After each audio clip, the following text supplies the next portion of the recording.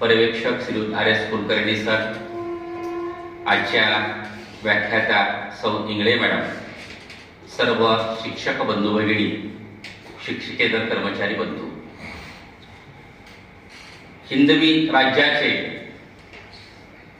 संस्थापक, सर्वांचे श्रद्धास्थान असणारे छत्रपती शिवाजी महाराज यांची आज 395वी जयंती साजरी करीत आहोत.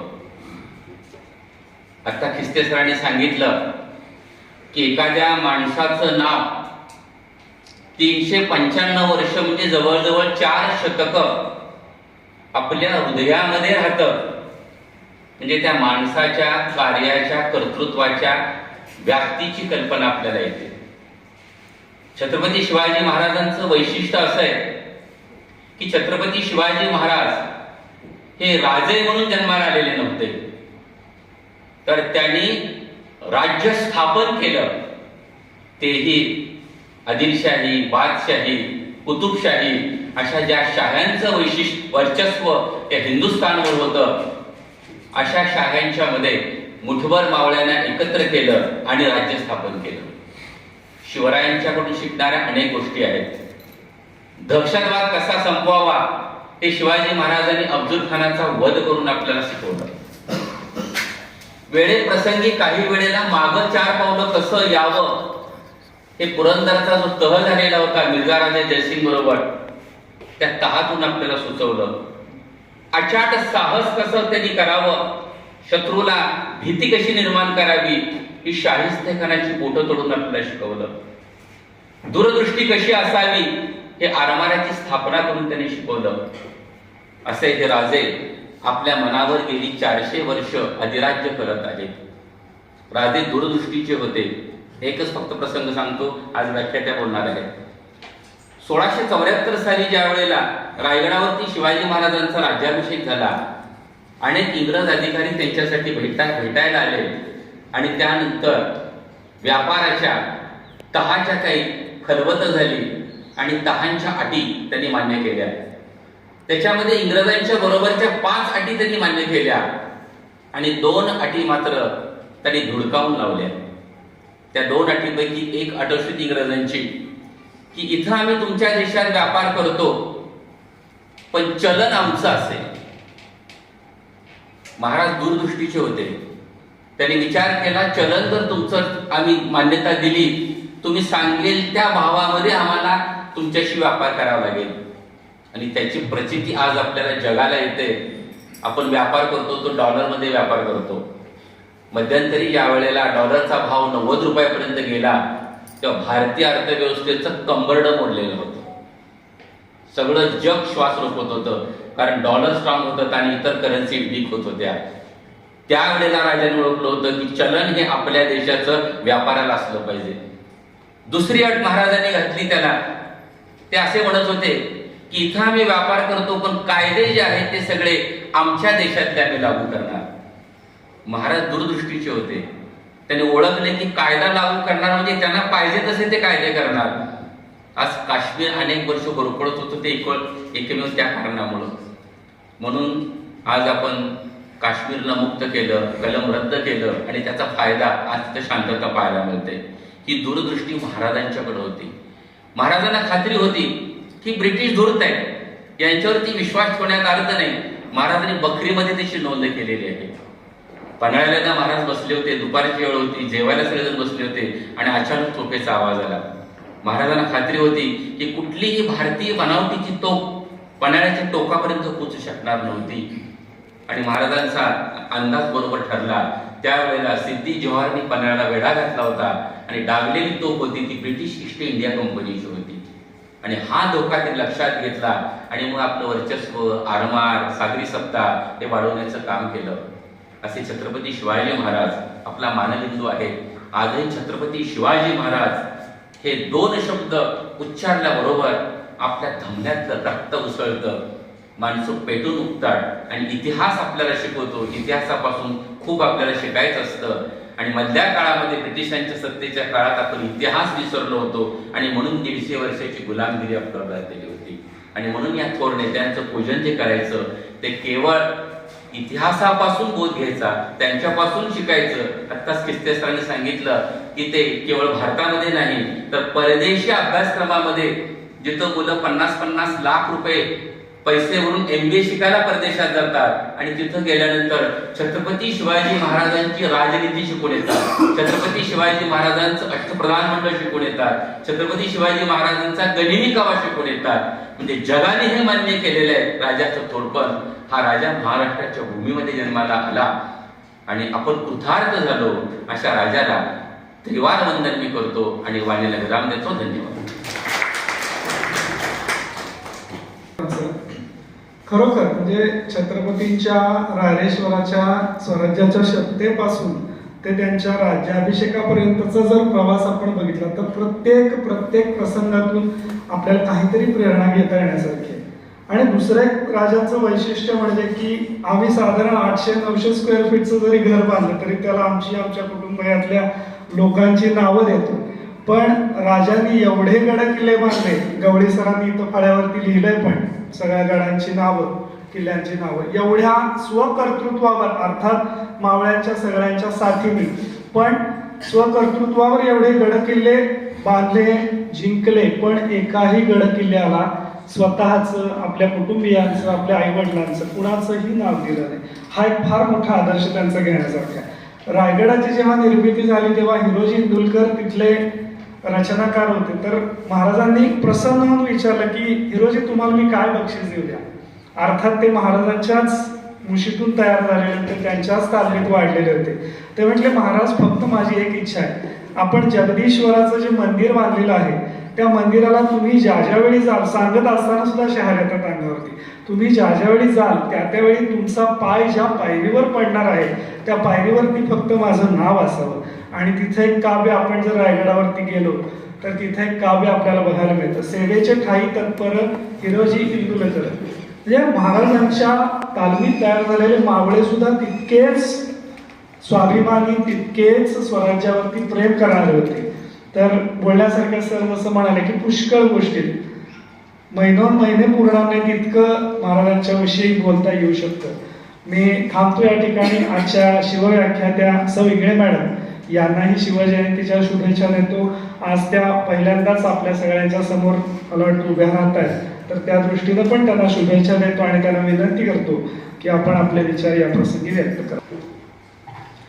शिवरायांच्या पदस्पर्शानं पावन झालेल्या महाराष्ट्राच्या मातीत पंढरपूर नगरीत पंढरपुरात विठुरायाच्या नगरीत 1947 साली पंचरत्नांनी स्थापन केलेल्या द कवटेकर प्रशालेच्या प्रांगणात आज शिवजयंती मोठ्या दिमाखात, उत्साहात आणि आनंदात साजरी होत आहे, याचा मला अभिमान आहे. 65 किलोची याचा मला अभिमान आहे. आजच्या या कार्यक्रम प्रसंगी उपस्थित द कवटेकर प्रशालेचे मुख्याध्यापक श्रीयुत PM कुलकर्णी सर, उपमुख्याध्यापक श्रीयुत रुपनर सर, पर्यवेक्षक श्रीयुत RS कुलकर्णी सर, सर्व शिक्षक बंधू भगिनी आणि शिक्षकेतर कर्मचारी.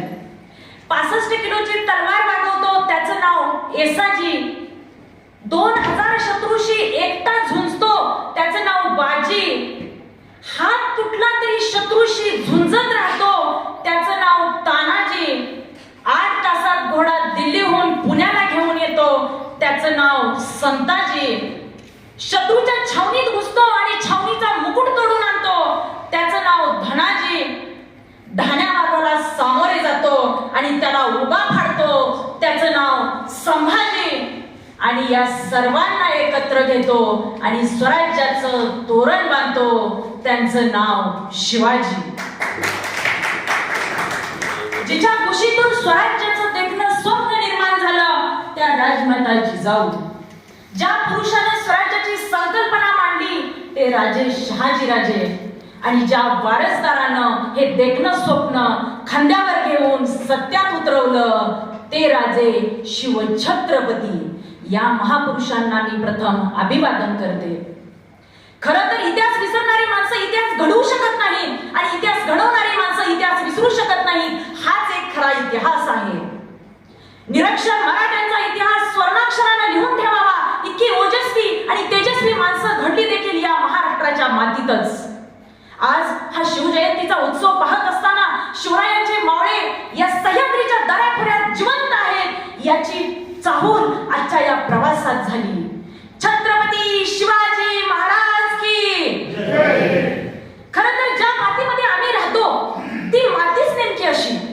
खरंच तर महाराष्ट्र म्हणजे मराठी मातीचा, मावळ मनाचा महाराष्ट्र, भक्तीचा, शक्तीचा, पैलतीराचा महाराष्ट्र, मातीत असणाऱ्या तेजोमय रक्ताचा, कुंकुमणाऱ्या कर्णाचा, इतिहास घडवणाऱ्या पोलादी छताराच्या शूरवीरांचा महाराष्ट्र, गरजा महाराष्ट्र म्हणत स्वाभिमानी ज्वलंत मराठ्यांचा महाराष्ट्र, जगदंबा उरात घेऊन दुमदुमणाऱ्या वादळाचा माझ्या शिवाचा महाराष्ट्र.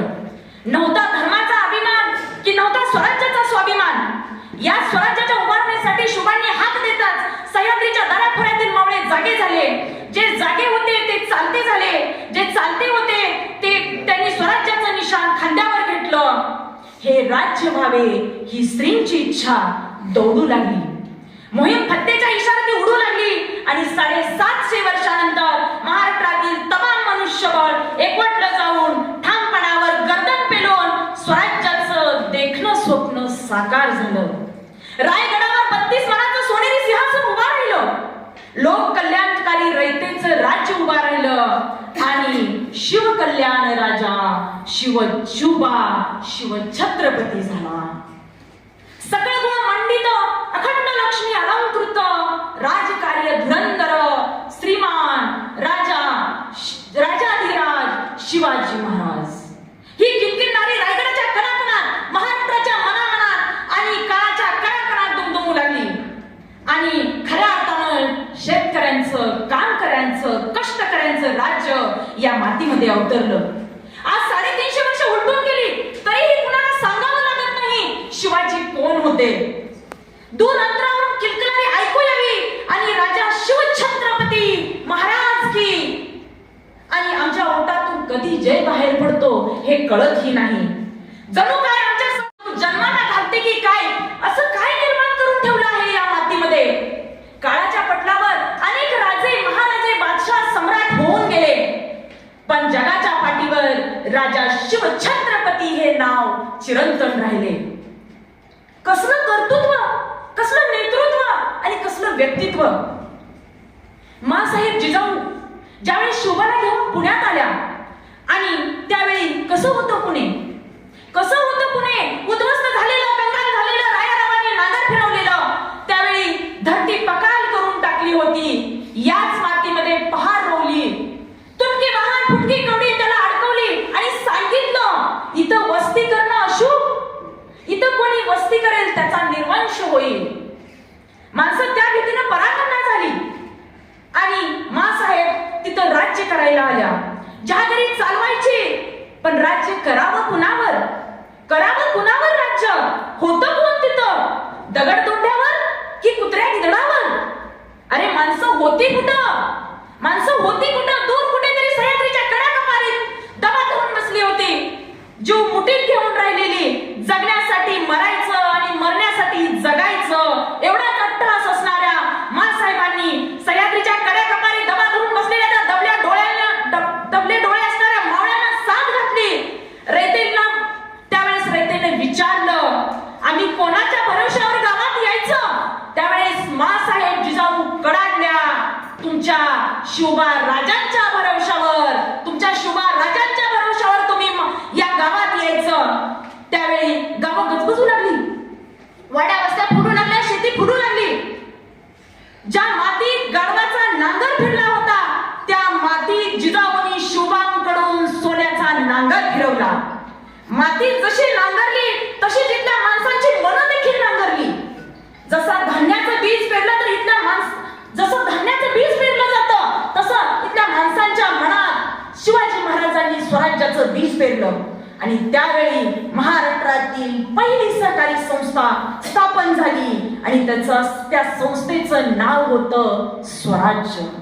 आणि त्या संस्थेच्या संस्थापिका होत्या मा जिजाऊ साहेब. अर्धवेळ शेती करावी, अर्धवेळ स्वराज्यासाठी राहावा अशी प्रपंचगिरी सुरू झाली. दसऱ्याला सिमोल्लंघन करावं, स्वराज्य कार्यासाठी बाहेर पडावं आणि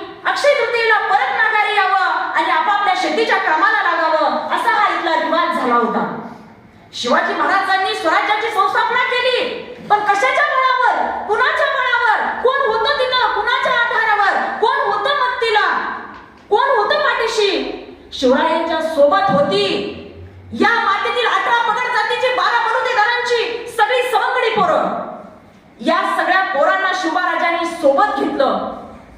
दूरवर जंगलात जायचे, जंगलातल्या दूर झाडीत आतमध्ये तिथं पोरांना तलवारबाजी, दांडपट्टा शिकवायचे, युद्धाचे प्रशिक्षण द्यायचे. कुणाला आपलं आत काय चाललंय हे कळू नये यासाठी महाराजांनी जंगलाच्या बाहेरच्या एका झाडावर एक पोऱ्या उभा केला होता. आणि त्या पोराला सांगितलं असायचं, जर कोणी अनोळखी माणूस आला, येताच दिसला, इशारा म्हणून आवाज काढायचा. तुझ्या खुणेचा आवाज ऐकला की आम्ही तलवारी लपवून ठेवतो आणि विठुरायांचा खेळ सुरू करतो. म्हणजे कुणाला कळणारही नाही की आपला आत काय चाललंय ते. त्या दिवशी शोभाचा खेळ रंगात आला होता. जंगलाच्या बाहेरच्या झाडावरचं पोरगं टेहळणी करत उभा होतं. त्याच वेळी त्याला दिसलं 15-16 वर्षाचं एक रांगडं पोरगं येताना. पोरगं थरारलं आणि पोरगं अनोळखी वाटलं. तसं बसल्या जागेवरून त्या टेहळणी करणाऱ्या पोरानं हुबेहूब मोराचा आवाज काढला.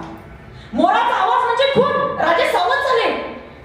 शिवाजी महाराजांनी आपल्या सवंगड्यांना सावध केलं, तलवारी लपवून ठेवा आणि विठुदांडूचा खेळ चालू करूया.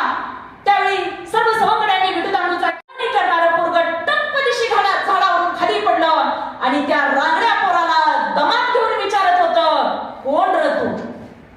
आणि त्यावेळी 15-16 वर्षाचं ते रांगडं पोरगं सांगत होतं, मी रामोशाचा बहिर्जी सर. काय काम काढलंस? काय नाही, राजांना भेटायचं म्हणतोय. खुनेचं पोरगं आत आलं आणि राजांना सांगू लागलं, राजा कोणीतरी रामोशाचं बहिर्जीचं पोरगं आलंय आणि तुम्हाला भेटायचं म्हणतोय. राजाने विचारलं, काय काम काढलंस? तसा बहिर्जी आतमध्ये आला आणि राजाने विचारलं, काय काम काढलंस? तसा बहिर्जी म्हणाला, राज, आम्हाला बी तुमच्या खेळात घ्या की सामील करून. राजाने विचारलं, काय येतो तुला?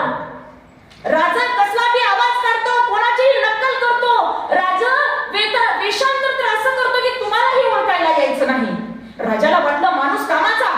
असं असं असं तर चल ये आमच्या खेळामध्ये आणि सामील हो. त्यावेळेस बहिर्जी म्हणाला, राज, उद्या येतो की. राजा म्हणाले, का?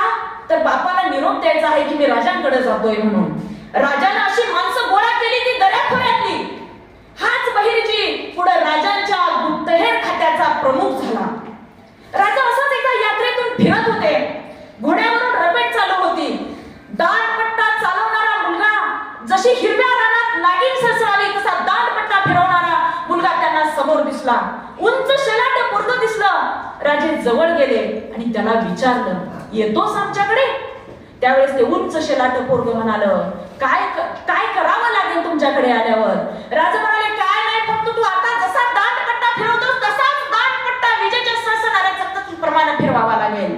आणि हाच पुढं तो उंच शेलाट पोरगं म्हणाला, ठीक आहे, मी तुमच्यामध्ये येतो. आणि हाच जीवा शेवटी शिवबांचा झाला. हाच जीवा मला पुढे शेवटी शिवबांचा झाला. असंच एकदम राजा रस्त्याने फिरत होते. रानरेच्या ताकदीचा हत्तीच्या चालीत मदन मस्त चालीत एक पोर येत होता. ताकद इतकी अफाट होती, पोलादी पहार वाकवेल असा. राजाने त्याचा अफाट स्तंभ पाहिलं आणि राजाला वाटलं, हा पोर माझ्याकडे हवा. आणि त्याला थांबवलं आणि राजाने म्हटलं, काय करतोस रे? त्यावेळेस ते पोर म्हणालं, काय नाही राज, खातो पितो आणि निवांत असतो. त्यावेळेस राजा म्हणाला, येशील का आमच्याकडे? त्यावेळेस ते पोर म्हणालं, येईन की राज, पण काय काम करावं लागल? त्यावेळेस राजा म्हणालं, काय नाही, खायचं प्यायचं आणि दिसल त्याला कापायचं, एवढंच तुला काम करावं लागेल. आणि हाच कोण होता? तर अफजलखानाचा वध ज्यावेळेस झाला त्यावेळेस राजांना मदत करणारा संभाजी कावजी कोंढाळकर. असा एक हिरा राजांनी सह्याद्रीच्या दऱ्याखोऱ्यातून गोळा केलेला होता. आणि बघता बघता स्वराज्याचं स्वप्न पूर्ण होऊ लागलं. याच पोरांनी गड किल्ल्यांच्या मुसक्या आवडल्या आणि गड किल्ले ताब्यात घेतले. स्वराज्याचं स्वप्न सत्यात उतरू लागलेलं होतं. असंच एकदा राजे दक्षिण दिग्विजयाच्या निमित्तानं आंध्र प्रदेशमध्ये दक्षिण दिग्विजयाच्या निमित्तानं निघाले होते. आंध्र प्रदेशमध्ये श्रीशैलम ज्या ठिकाणी त्यांचा मुक्काम होता त्यावेळेस राजांनी तिथं मुक्काम केला आणि श्रीशैलमच्या मंदिराचं दर्शन घेतलं. त्यावेळेस राजांना दिसलं की या मंदिराचे जे घाट आहेत ते पडलेले आहेत. या मंदिराचं जे शिखर आहे त्या शिखराचं चौथं गोपूर बांधायचं राहिलेलं आहे.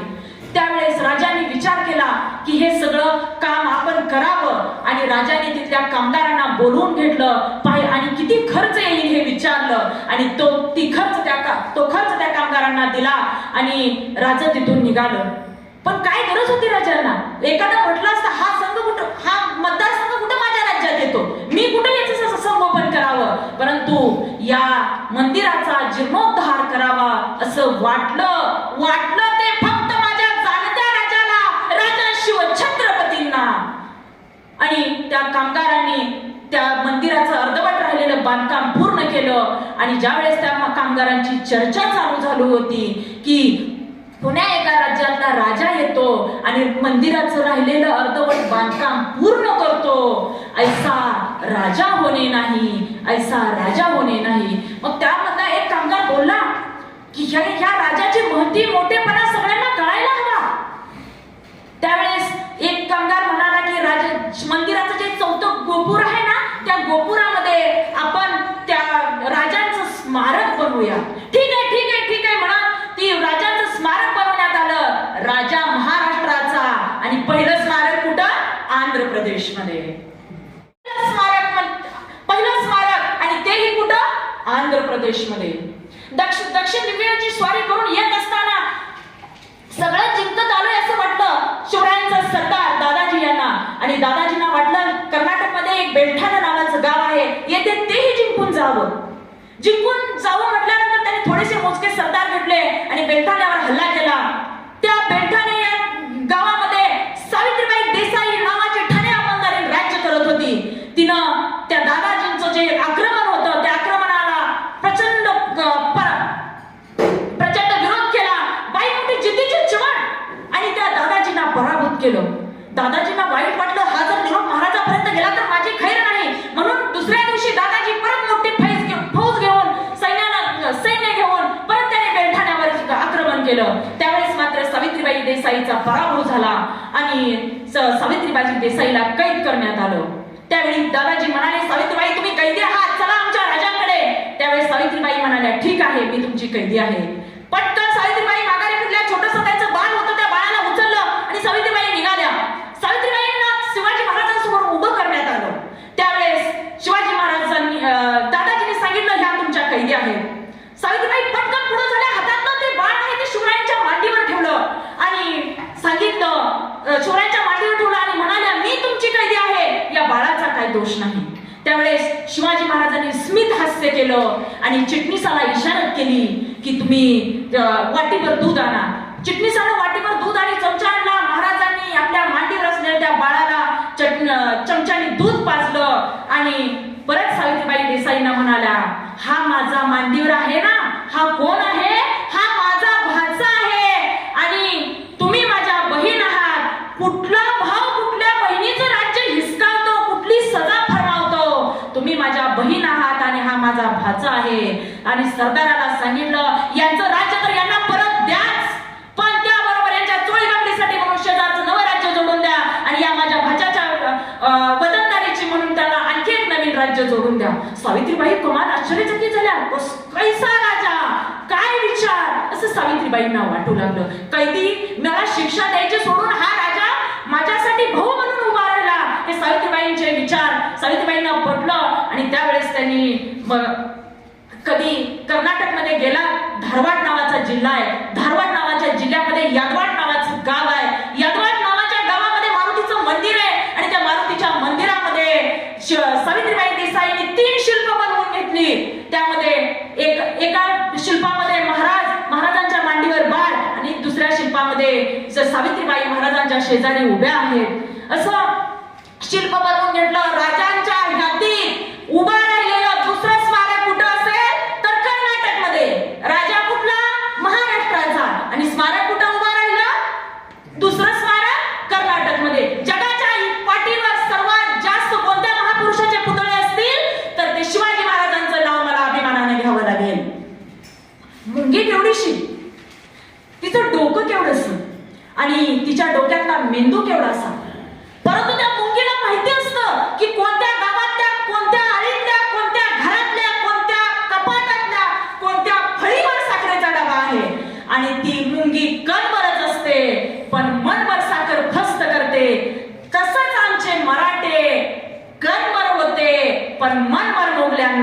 उद्ध्वस्त केलं. तुमच्याकडे तलवारी नसल्या तरी चालतील, परंतु तुमच्याकडे निर्धार हवा. तुमच्याकडे तोफा नसतील चालतील, तोफा नसल्या तरी चालतील, परंतु तुमच्याकडे निश्चय हवा. आणि तुमच्याकडे सैन्य नसलं तरी चालेल, परंतु मोठा संदेश आहे. आणि हेच महाराजांनी मिळवलं आणि महाराज छत्रपती झाले. या मुघलशाहीला जुगारून मराठा बादशाह झाला ही काय गोष्ट साधी नव्हती. 6 जून 1674 साली महाराज छत्रपती झाले. महाराष्ट्र हे जगातील पहिलं प्रजासत्ताक राज्य म्हणून निर्माण झालं. पण शिवाजी महाराजांचा राज्याभिषेक होऊ नये यासाठी औरंगजेबानं प्रचंड प्रयत्न चालू केले होते. हा राज्याभिषेकाला रोखण्यासाठी शिवाजी महाराजांनी त्यांचा दूत भावाची नेमणूक केली होती. हा दूत भाव होता कुठे? इथं श्रीगोंदा नावाचा तालुका आहे. त्यामध्ये श्रीगोंदा तालुक्यामध्ये भीमेच्या तीरावर बहादूरगड नावाचा गड आहे आणि त्या गडावर त्या बहादूरखानाचं वास्तव्य होतं. त्याची पहिली नावं किती छान होती बघा, शिवाजी, तानाजी, कोंडाजी, कावसजी. परंतु या मुघलशाहींची नावं, त्या बहादूरखानाचं नाव खान जहान बहादूर खान कोकलतान शैवजम. नाव किती भारी आहे बघा, खान जहान बहादूर खान कोकलतान शैवजम. हा बहादूर खान बहादूरगडावर वास्तव्य करत होता. त्यावेळेस राजे छत्रपती बनले ही बातमी औरंगजेबाला समजली. तेव्हा त्यानं बहादूर खानाला खरबरीत पत्र लिहिलं, तुम्ही काय करत आहात? राजे छत्रपती झाले. बहादूर खानानं काय अलौकिक उत्तर त्या पत्राला दिलेलं आहे बघा. हुजूर, मी उत्तरेकडून भरपूर प्रयत्न केले, पण बहुतेक परमेश्वराचीच इच्छा होती शिवराय छत्रपती व्हावे. बहादूर खानानं हे उत्तर पाठवल्यानंतर बहादूर खानाला माहित होतं की औरंगजेब शांत बसणार नाही, शिवाजी महाराज राजे झाले हे त्याला सल्लार आहे. त्यावेळेस बरोबर बहादूर खानानं त्यांची दुखरी नस ओळखली. पैसा म्हटलं की औरंगजेब पागळतो हे बहादूर खानाला माहित होतं. म्हणून बहादूर खानानं औरंगजेबाला एक पत्र लिहिलं, राजन, एवढा पावसाळा संपल्यानंतर माझ्याकडं 1 कोटी नगद आणि 200 दक्षिण घोडे आहेत, ती मी तुम्हाला देतो. त्यावेळेस औरंगजेब म्हणाला, ठीक आहे दे दे दे लवकर दे पटकन. त्यावेळेस बहादूर खान म्हणाला, एवढा पावसाळा संपल्यानंतर मी पाठवण्याची व्यवस्था करतो. ही बातमी जशी औरंगजेबाला कळाली तसे त्याच्या दुप्पट वेगाने ही बातमी रायगडावर असणाऱ्या माझ्या शिवाराजांना समजली. आणि शिवाराजांनी हंबीररावांना बोलावतं केलं. हंबीरराव सरसेनापती आले आणि त्यांना शिवाजी महाराजांनी सांगितलं, हंबीरराव, बहादूरगडावर 1 कोटी नगद आहेत. हंबीरराव, आणतो महाराज. कारण देणं विषयच नाही. आता पावसाळा आहे, मला अलर्जी आहे, मी जाऊन घेऊन येतो, पावसाळा संपल्यानंतर घेऊन येतो. अजिबात नाही. महाराजांनी आज्ञा करावी. बहादूरगडावर 1 कोटी नगद आहे. आणि हंबीरराव म्हणतात, आणतोच. शिवचरित्रामध्ये कुठंही कारण देणं हा प्रकार नाही. हाच तर खरा शिवचरित्राचा सर्वात मोठा संदेश आहे. आणि त्यावेळी पावसाळा चालू होता. दसऱ्याला सीमोल्लंघन करावं आणि दसऱ्याला सीमोल्लंघन करावं, स्वराज्याच्या कार्यासाठी यावं आणि अक्षय तृतीयेला परत माघारी यावं आणि शेतीच्या कामाला लागावं. सगळं सैन्य हे शिवाजी महाराजांचा राज्याभिषेक उरकून शेतीसाठी गावी गेलेलं होतं. त्यावेळी रायगडावर फौज किती? फक्त 10,000ची. आणि बहादूर खानाची फौज किती? 35,000ची. दिवसा डोळ्या लढणं शक्य नाही. त्यावेळेस महाराजांनी हंबीररावांना सांगितलं की नगद तुम्हाला घेऊन यायचे आहे. हंबीरराव म्हणाले, आणतो. आणि हंबीररावांनी रायगडाच्या संरक्षणासाठी जे 10,000 सैन्य ठेवलं होतं त्याच्यापैकी 1,000 रायगडाच्या 9,000चे परत 2 टप्पे केले. एक 7,000चा आणि एक 2,000चा. 7,000चा टप्पा आपल्या सरदारांकडे दिला आणि 2,000ची फौज घेऊन हंबीरराव रायगड उतरले, पुण्यात आले. पुण्यातून सोलापूर हायवेवर करखुम नावाचं गाव आहे, तिथून बहादूरगड एक झेपेत आहे, त्या ठिकाणी येऊन हंबीरराव थांबले. आणि दुसरी फौज जी आपल्या सरदारांकडे दिलेली होती ती रायगडावरून उतरली, पुण्यात आली आणि पुण्यातून रांजणगाव, शिरूर, नगर करत बहादूरगडाच्या दिशेने निघाली. बहादूरगड जसं ही फौज नगरहून बहादूरगडाकडे निघाली तसा मराठ्याने एकच हल्ला मारला, हर हर महादेव, जय शिवाजी, जय भवानी, अशा आरोळ्या ठोकत सैन्य आणि ही आरोळी बहादूरगडाच्या कानावर गेली आणि बहादूरगडावर असणारा हे पळत पळत बहादूर खानाजवळ गेला आणि म्हणाला, हुजूर ते आले. बहादूर खान म्हणाला, कोण? मराठी.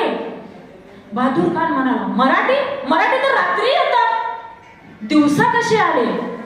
हे यांचा संवाद चालू आहे तोपर्यंत बहादूर खानाच्याही कानावरती आरोळी पडली, हर हर महादेव, जय भवानी, जय शिवाजी. आणि त्यावेळी बहादूर खानाला वाटलं, नक्कीच हे आता दिवसा आलेत म्हणजे 50,000च्या तर संख्येने आले असतील. आपली तर फौज 35,000 आहे आणि हे रात्री येतात. आणि सगळ्या ज्या महाराजांच्या, खरं बरं का, सगळ्या लढाया महाराजांच्या रात्रीच्या. कोंढाणा घेतला रात्री, तोरणा घेतला रात्री, पुरंदर घेतला रात्री. आणि विशेष म्हणजे सगळ्या लढाया या अमावास्येच्या रात्री. तसं बहादूर खानानं सगळ्यांना रायगडावर फक्त वॉचमन गेटमन ठेवले आणि 35,000ची फौज जी आहे ती खाली लढण्यासाठी उतरवली. इकडून मराठे हर हर महादेव, जय भवानी, जय शिवाजीची गर्जना करत निघाले होते. इकडून बहादूर खानगी यलगार, आक्रमण, तुटो पडो, मरो मानव मराठे को, अशा घोषणा करत दोन्ही फौजा समोर आल्या. रणकंद होणार, तलवारी उपसल्या गेल्या आणि युद्धाला सुरुवात होणार.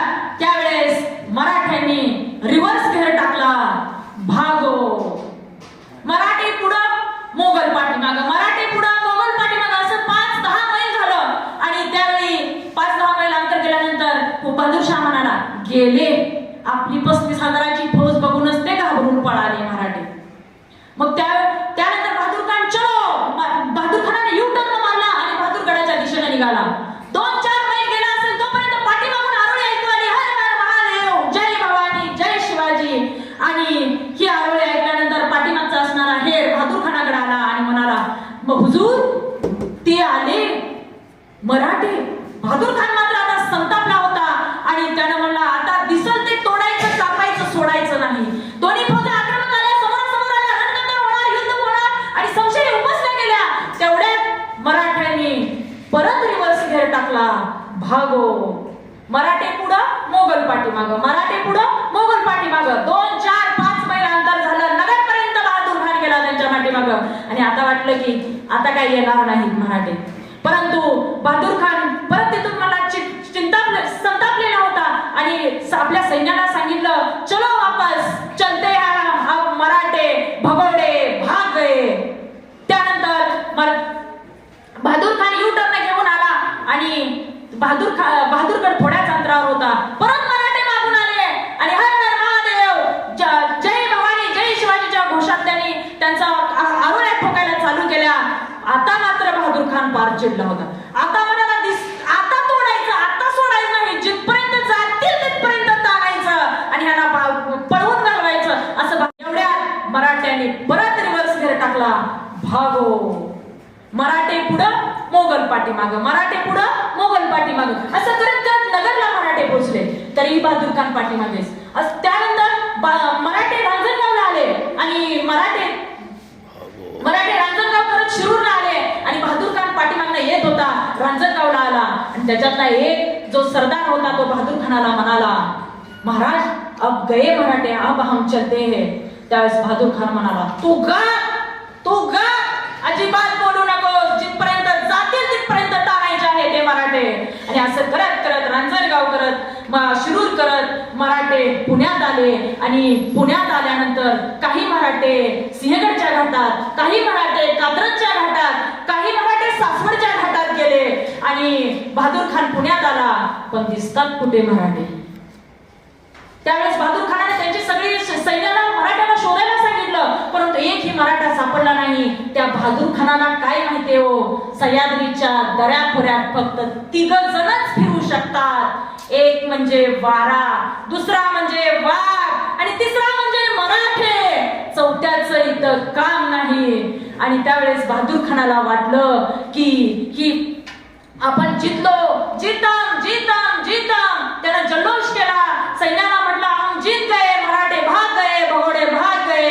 आणि जसा बहादूर खान पुण्यात पोहोचलाय ही बातमी हंबीररावांना माहेरानं दिली. त्यावेळेस हंबीरराव करकुमला थांबले होते. एका झेपेत बहादूरगड होता.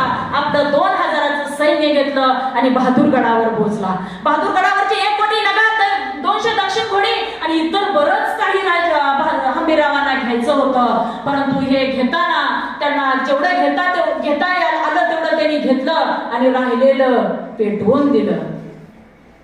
आणि इकडं तोपर्यंत आणि जी नगर घडली आणि हंबीरराव परत कुरकुम सांडस पाटस करत पुण्यातून रायगडला पोहोचले. तोपर्यंत इकडून बहादूर खान पुण्यातून रांजणगाव शिरूर करत नगरकडे आला आणि नगरकडून जसा बहादूरगडाकडे बहादूर खान वळाला तसा नुसता धूरच दिसू लागला.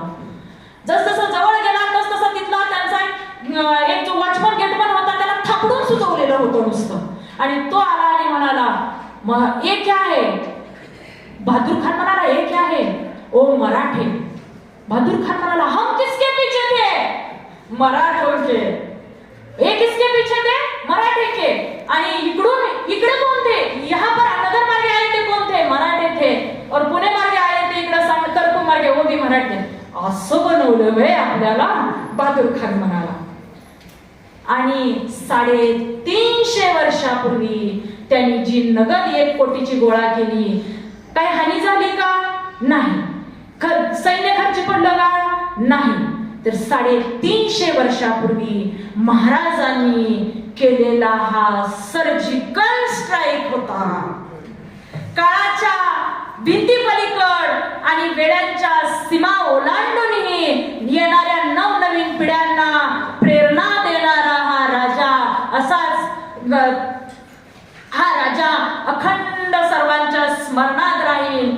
आणि जिजाऊ छत्रपती शहाजीराजे आणि शिवछत्रपती हे नक्कीच आपल्या महाराष्ट्रामध्ये आले आणि ही महाराष्ट्राची भूमी पावन केली. त्याबद्दल त्या राजांचे शतशः प्रणाम. आणि मला जी इथं संयोजकांनी बोलण्याची संधी दिली त्याबद्दल त्यांचे आभार. गडकोट तट बांधूनी अन्नधान्य दारुगोळा साठवूनी.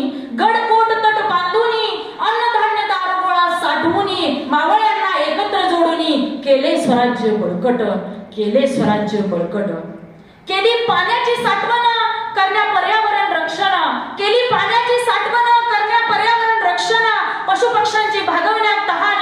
बांधिले विहिरीत तलाव. बांधिले विहिरीत तलाव. इतिहासातील सुवर्णपाठ सारे जाती पंथ समान. इतिहासातील सुवर्णपाठ सारे जाती पंथ समान. महिला भगिनींना सन्मान देणारा राजा शिवछत्रपती. राजा शिवछत्रपती. झुंजण्या बलाढ्य शत्रूशी जोडण्या नाती प्रेमाची. झुंजण्या बलाढ्य शत्रूशी जोडण्या नाती प्रेमाची. स्थापना स्वराज्य हिंदवी.